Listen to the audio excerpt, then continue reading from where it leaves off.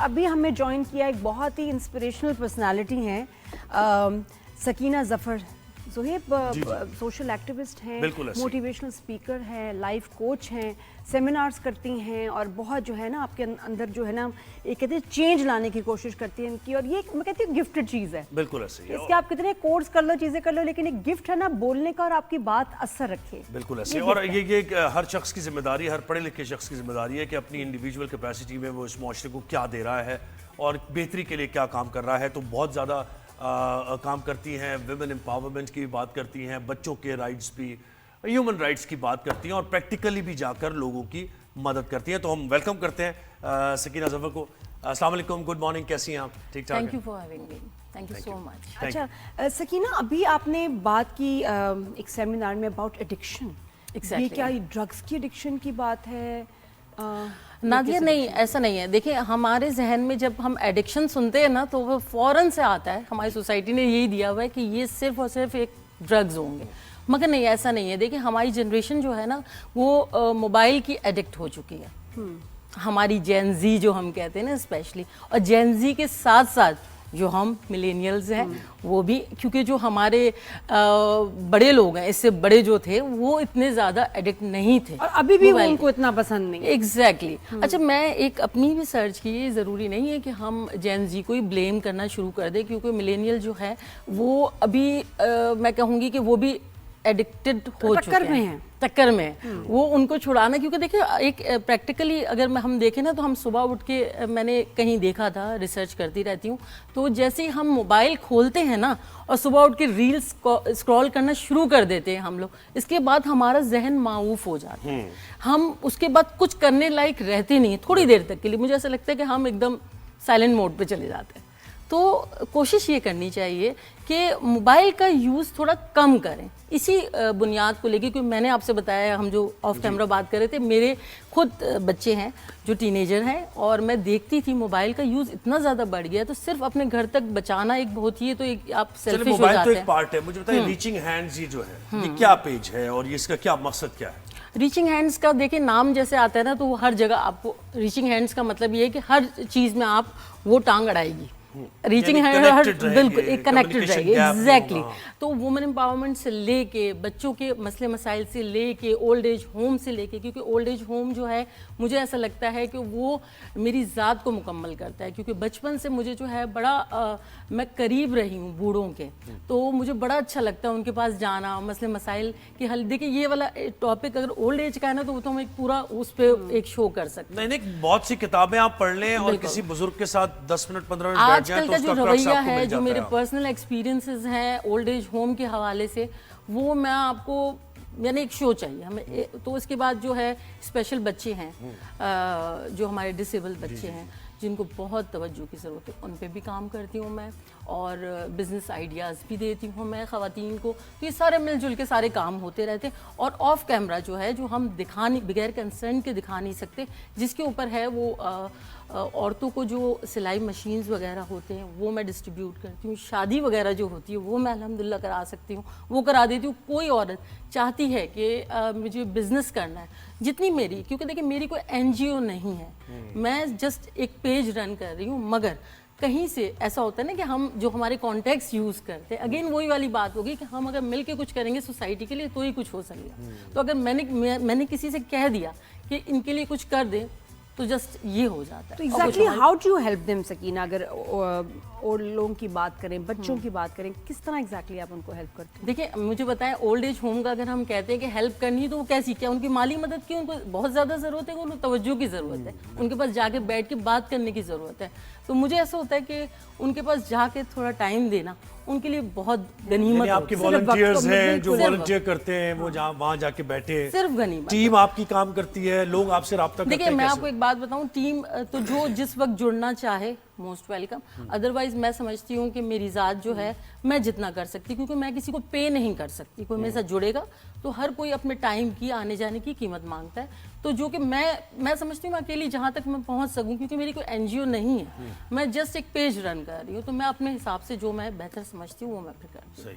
और mobile addiction की आपने बात की, जब आपने सेमिनार भी कराया तो आपकी रिसर्च क्या कहती है? ये टीनेजर्स में या बच्चे, क्योंकि आजकल तो छोटे बच्चे भी बहुत इसका अच्छा, और इनको मुसलसल, दूर करके बताएं जरा। आप एक टीनेजर से मोबाइल लें और कैसे? देखें कि आपके घर में एक तहस नहस हो जाएगा निजाम। वो बच्चा मतलब बस आग नहीं लगाएगा, उससे पहले आपका जो है जीना हराम कर देगा। इतना बुरा रिएक्शन, इट्स लाइक मुझे लगता है कि बिल्कुल ऐसे जैसे आपने बच्चे के लिए ना जो कोकेन उससे ले ली, उससे जो है ना हीरोइन उसकी ले ली। वो बच्चा एग्रेसिव हो जाता है, बदतमीज हो जाता है, तोड़ फोड़ पे आ जाता है, घर छोड़ के चले जाता है, कुछ भी कर सकता है वो, क्योंकि उससे मोबाइल आपने ले लिया। तो मुझे तो यही नहीं समझ आता कि आप बच्चे को मोबाइल से दूर रखेंगे कैसे?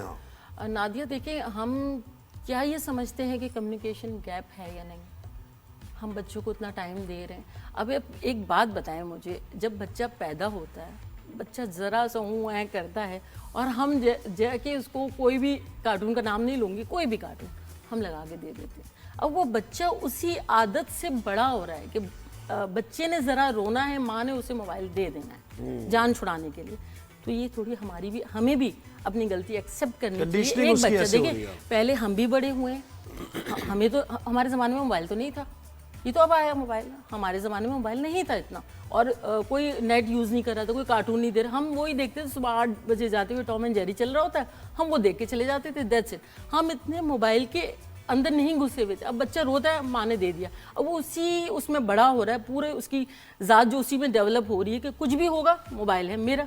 हर मसले का हल वो मोबाइल में गूगल करके नहीं, वो तो है, ये तो प्रॉब्लम है। वो ये नादिया कह रही है कि इससे कैसे छुड़ाया कैसे जाए। और आप बात और कम्युनिकेशन गैप नहीं, आदत बनने की बात नहीं, बात है कि टीनेजर जिसकी जिंदगी का हिस्सा है मोबाइल, मैं यही तो उसकी पूरी दुनिया मोबाइल है, उससे कैसे लेंगे? अच्छा, एक बात मैं आपको बताऊं, अभी तो वैसे भी जरूरत बन चुका है। अगर कोई चीज करनी है, हम ये नहीं कह सकते आप उठा के एकदम मोबाइल साइड पे रख दे, ऐसा हो ही नहीं सकता, क्योंकि मोबाइल अब एक जरूरत है। कितनी एज तक नहीं देना चाहिए मोबाइल, मुझे बताया?